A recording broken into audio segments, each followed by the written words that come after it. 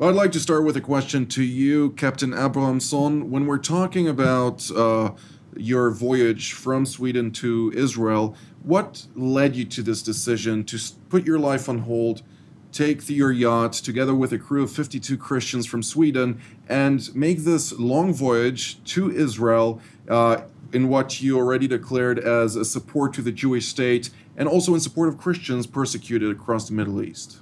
Yeah, it's a long story, very long story. So it depends on how long story you like to have. But you know, I growing up with a father who was very involved to helping Armenian Christian in the time when it was very tough for them. Mm-hmm. Growing up with a father who gave me the values of loving Israel, because of you know, Israel is the foundation for Christian faith. Mm. So I got it from the very beginning. Then some year later, I got a priest next to me working together, and he started to tell me, you have to go to Israel. And in one way, I always loved to go to Israel, but you know, things moving on and you don't do anything. But last year, when I was on the Jerusalem prayer breakfast, I was going around in between the sessions and took coffee on different coffee house, and I'm a person who like to speak to ordinary people wherever they are. So when I come in there, I have a sign on my from Knesset. And when the waiters look at my sign, he said, "You're a Christian from Sweden who loves Israel. Is that possible?" And the whole coffee house was become absolutely quiet, and they wait for my answer. So I say, we are a lot of people in Sweden who loves Israel, and we are here to pray Jewish and Christian people together for the peace of Jerusalem. And I think I represent a lot of people in Sweden, but in my mind I start to think we have to do something. So when I come home from that time in Jerusalem, it starts to work. We have to sail to Israel. We have to show ordinary, normal people here that there is a lot of Swedish people who loves Israel. And we have to change the attitude towards Israel in our country. So since that time, it has been a procedure until today.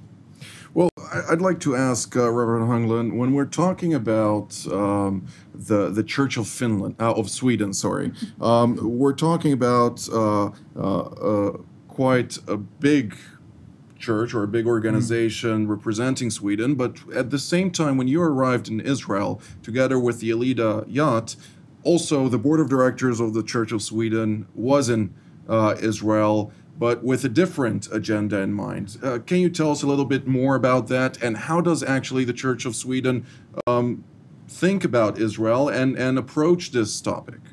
I'd say that the Church of Sweden, the board of the Church of Sweden, I can't speak for every one of them, but my guess is that they view Israel more of a secular political point of view, and not as a fulfillment of the biblical promises made by God to the Jewish people.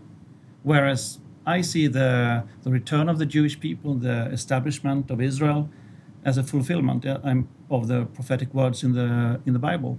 Mm-hmm. And since Sweden in the political arena is very pro-Palestinian and anti-Israel, that political view is what is governing or running in the Church of Sweden too. Mm-hmm. So in that sense, I'm in opposition. I see. Well, Ms. Nitomet, being the PR coordinator or representative for the Alida, to what degree did you receive positive responses back home in Sweden as well as here in Israel, or was there somewhat of an opposition to your voyage? Well, it's not opposition, I would say, but it certainly is a big difference between the reception in Israel and at home in Sweden. Already before we even left Sweden, we had Israeli media outlets contacting us, and they wanted both to do live interviews in TVs, but also articles. So the main media outlets in Israel all made great stories about us about to leave Sweden. And we tried to engage the Swedish press as well, but no one took the bite. Mm-hmm. But and then we knew very little as we set out on the voyage, what would happen when we came here? We just thought, well, we might do something and go visit some places, but we had no idea what we were coming into, and we were completely overwhelmed. First of all, by the flotilla that met us out at sea, but then the interest from the media news coverage here in Israel. It's been totally overwhelming, and it's been amazing.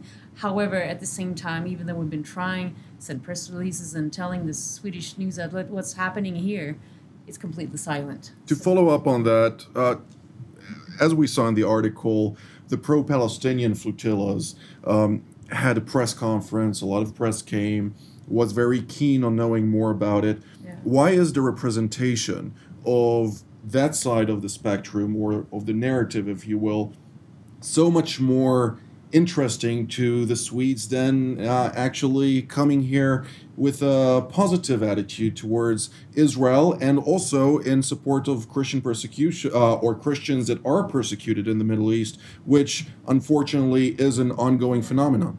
As far as the last part, that is why we do this sale, because it's a complete quietness ruling in the West, what's happening to the Christians in the Middle East.